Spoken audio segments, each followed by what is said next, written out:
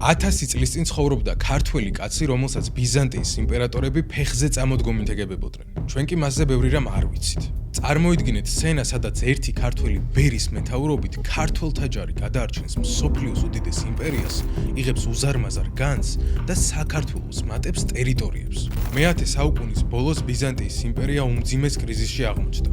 ტახტზე ზღედან მცირეწლოვანი ბასილ მეორე და კონსტანტინე მერვე, რითაც ისარგებლა ამბიციურმა პატრიკოსმა, ანუ გენერალმა ბარდას კლიაროსმა. მან აჯანყებით ხელში ჩაიგდო აღმოსავლეთ პროვინციები.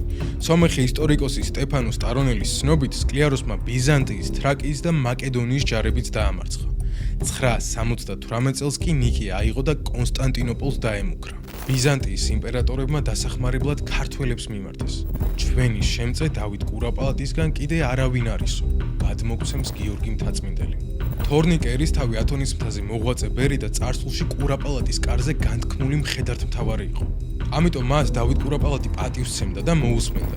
ის ზუსტად შეესაბამებოდა შუამავლის როლს. იმპერატორებმა და დედოფალმა სასახლეში მიიწვიეს. თორნიკე თავიდან წინააღმდეგი იყო. როგორც იქნა ბერად შედგომას ვეღირსე ცოდვათა მოსანანიებლად და იმპერატორებთან რაღა მესაქმედა. მაგრამ ისიც ესმოდა, რომ საიმპერატორო კარის მოწვევას უპასუხოდ ვერ დატოვებდა. განსაკუთრებით მაშინ, როდესაც ათონის მთაზე ქართული მონასტრის დაარსების იდეით იყო შეპყრობილი. გიორგი მთაწმინდელის მიხედვით სასახლეში შესვლისთანავე იმპერატორები და დედოფალი ფეხზე წამოუდგნენ და გვერდით დაისვეს, რაც დიდი პატივისცემის ნიშანი იყო. დედოფალმა თხოვა, ამობოლი ბავშვებისთვის, ანუ იმპერატორებისთვის, რასაც გააკეთებ ღმერთი არ დაგივიწყებსო.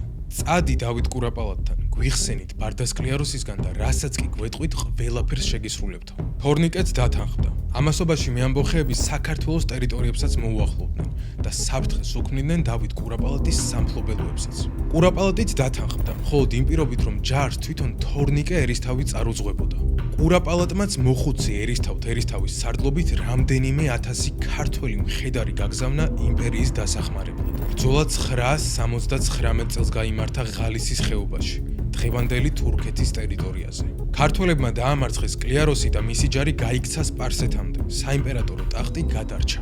მადლიერების ნიშნად ტარონელის მიხედვით იმპერატორებმა დავით კურაპალატს გადასცეს კარანის მხარე, თანამედროვე ერზურუმი, ხალტოვი არიჭის ციხესიმაგრე და სასაზღვრო უღელტეხილი, სამხრეთ ბასიანი, სევუკის ციხე თავისი ოლქით მდინარე არაქსის სათავეებთან და ჰარქისა და აპაჰუნის პროვინციები აღმოსავლეთ მურატის ხეობაში. თორნიკე ერისთავს კი ჯილდოდ უზარმაზარი ნადავლი შეხვდა. ეს განძი მან ისევ ქართულ საქმეს, ათონის მთაზე ივერონის ქართველთა მონასტრის დაარსებას მოახმარა. სადაც დღეს ივერიის ღვთისმშობლის სასწაულმოქმედი ხატი და ქართული ცივილიზაცია